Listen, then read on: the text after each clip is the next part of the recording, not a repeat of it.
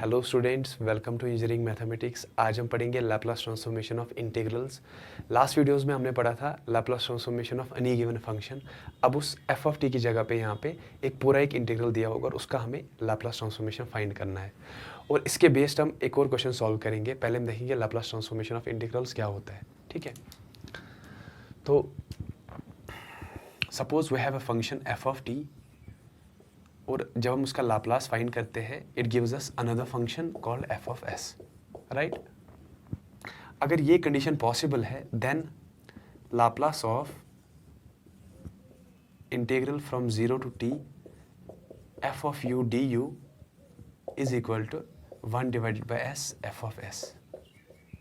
ठीक है, तो कहने का यही मतलब है कि जब भी हमारे पास कोई इंटीग्रल दिया होगा उसका हमें लैप्लास ट्रांसफॉर्मेशन फाइंड करना है। First of all we have to find F of S, उसके बाद एफ ऑफ एस की डिवाइड में हमें एस लगाना है। ठीक है, और हमें उस इंटीग्रल का लैप्लास ट्रांसफॉर्मेशन आ जाएगा। ठीक है, and how it's different from previous questions. Last videos में हमने देखा है we have been doing Laplace transformation of cos A T, right, sine A T, cos hyperbolic, sine hyperbolic, AT, E power AT. ठीक है, तो इसका जो है लैप्लास ट्रांसफॉर्मेशन हमें पता था, ऑलरेडी हमने मेमोराइज करा है और प्रूव भी किया है। तो उसके बाद हम इनका वैल्यू हम directly F of S, suppose cos AT का लैप्लास जब हम फाइंड करते हैं that's equal to S divided by S square plus A square. So this was F of S, right. अब यहाँ पे इस कॉस एटी के बदले एक पूरा इंटीग्रल है। So this type of question is very different. कभी कभी आपको एग्जाम में जब आएगा सपोज, तो वहाँ पे होगा integral from 0 to T sine T divided by T D t. So you should understand कि this is Laplace transformation of integral. हमें फॉर्मूला क्या लगानी है, 1 divide by S F of S. ठीक है, काफ़ी ज़्यादा आसान है, कुछ नहीं करना है। अब हम क्वेश्चन सॉल्व करेंगे, उससे आपको पूरा समझ में आ जाएगा। Find Laplace of integral from 0 to T sine T divided by T D T. ठीक है, तो इस चीज़ को मैं कैसे सॉल्व करूंगा। We know that Laplace transformation, आपको मैंने अभी बताया Laplace transformation of integral is F of S divided by S. So we need to find F of S. ठीक है, तो एफ ऑफ एस हम कैसे फाइंड करेंगे, by taking Laplace of F of T. अब यहाँ पे आइडेंटिफाई करना है हमारा एफ ऑफ टी क्या है। F of T is clearly sine T. ठीक है, तो मैं निकालूंगा लाप्लास ऑफ साइन टी। ठीक है, and we know Laplace of sine T is equal to 1 divided by S square plus 1। ठीक है, अगर यहाँ पे साइन टी होता तो ये हमारा आंसर होता। ठीक है, अब चूंकि यहाँ पे sine T divided by T है तो यहाँ पे एक और प्रॉपर्टी लगेगी लैप्लास ट्रांसफॉर्मेशन की, that's division property of Laplace transformation. और आपको मैं जल्दी जल्दी बताता हूँ। Suppose we have a function F of T and we have T divided with the function, उसका हमें लैप्लास फाइंड करना है। That's equal to S to infinity F of S D S. ठीक है, तो कहने का यही मतलब है कि हमारे पास अगर कोई फंक्शन है एफ ऑफ टी, उसके डिवाइड में टी एक और फंक्शन डिवाइड है।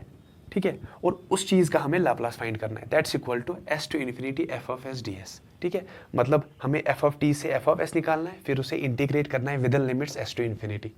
तो हमारा F of T divide by T का लाप्लास आ जाएगा। यही केस यहाँ पे भी है। देखो साइन टी ऑलरेडी हम निकाल चुके हैं एफ ऑफ एस का।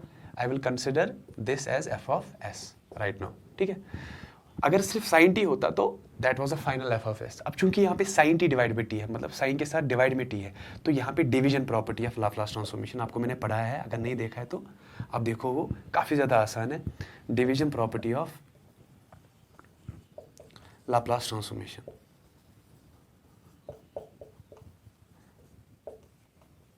and it states that if you have a function suppose f of t and you have t divided with that function and we need to find Laplace transformation of that function, that's always equal to integral from s to infinity f of s ds। ठीक है, तो ये काफ़ी ज़्यादा आसान है। अब ये जो division property of Laplace transformation है यहाँ पे मैं अप्लाई करूँगा। क्यों? क्योंकि साइन t के साथ t डिवाइडेड में है। ठीक है, Laplace of sine t divided by T is equal to integral from S to infinity F of S.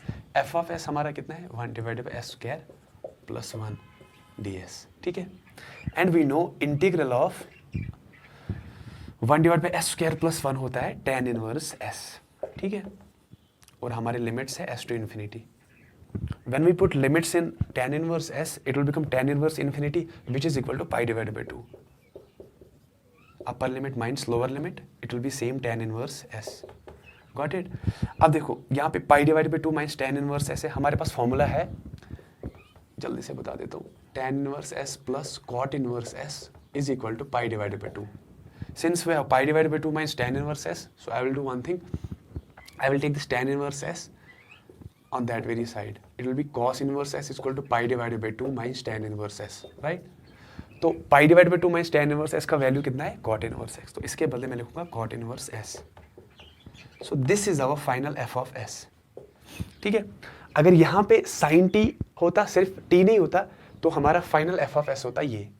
उसके बाद हम लैप्लास ट्रांसफॉर्मेशन ऑफ इंटीग्रल की फॉर्मूला लगाते।